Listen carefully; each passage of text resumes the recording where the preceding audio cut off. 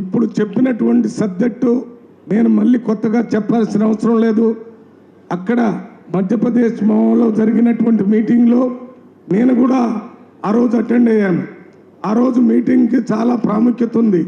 ఎందుకంటే పార్లమెంట్లో జరిగినటువంటి అంబేద్కర్ మీద చేసిన కామెంట్స్కి మన అమిత్ షా గారు చేసిన 12 గంటల్లోనే రాహుల్ గాంధీ గారు లోక్సభలో, రాజ్యసభలో, ఇండియా మొత్తం కూటమికి సంబంధించిన వాళ్ళందరం కూడా దానికి వ్యతిరేకంగా పార్లమెంట్ దగ్గర నిరసన కార్యక్రమాలు చేశాము.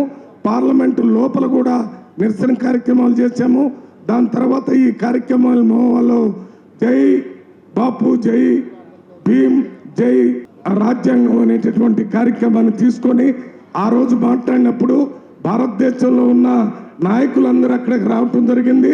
ముఖ్యంగా మన రాష్ట్ర ముఖ్యమంత్రి రేవంత్ రెడ్డి గారు ఆ మీటింగ్లో మాట్లాడుతూ ఒక ప్రత్యక్షంగా భారతదేశంలో ఉన్న ప్రజలందరినీ 2 భాగాలుగా విడదీసే కార్యక్రమం జరిగింది.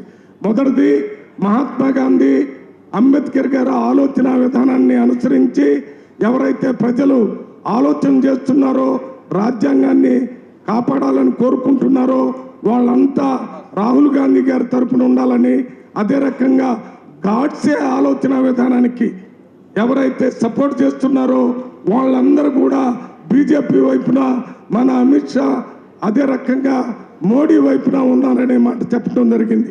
ఆ ఒక్క స్టేట్మెంట్ వల్ల మొత్తం భారతదేశంలో ఉన్న 140 మంది ప్రజల్లో ఒక చర్చ మొదలైంది. మహాత్మా గాంధీ ఆలోచన విధానానికి సపోర్ట్ చేసే వాళ్ళంతా కాంగ్రెస్ వాళ్ళు రాహుల్ గాంధీ సపోర్ట్ చేయాలని ఒక రకమైనటువంటి పాజిటివ్ ఆలోచన ఆ రోజే మొదలైంది. దాని తర్వాత గాడ్సేకి సంబంధించినటువంటి ఆలోచన విధానాన్ని ఆలోచించే వాళ్ళంతా మరి బీజేపీలో ఉన్నారనేది అదొక విషయం తెలిసింది. దాని తర్వాత మొత్తం ఇవాళ ఒక నిర్ణయం తీసుకొని రిలే పాదయాత్ర చేయాలని కేంద్ర ప్రభుత్వం, మన మల్లికార్జున ఖార్గే గారు కానీ, రాహుల్ గాంధీ గారు కానీ వీళ్ళంతా ఈ కార్యక్రమాన్ని తీసుకొని ఈ రిలే కార్యక్రమం అనేది ఎప్పుడో ఇంతకుముందు మనం చేసినటువంటి కార్యక్రమాల్ని మళ్ళీ Congress party back to villages అంటే గ్రామాల్లోకి మనం వెళ్ళి గ్రామాల్లో ఉన్న ప్రజల్ని చైతన్యవంతులు చేసి మన మహాత్మా గాంధీ ఆలోచనని, రాజ్యాంగాన్ని, అంబేద్కర్ ఆలోచనని వారికి తెలియజేసేటటువంటి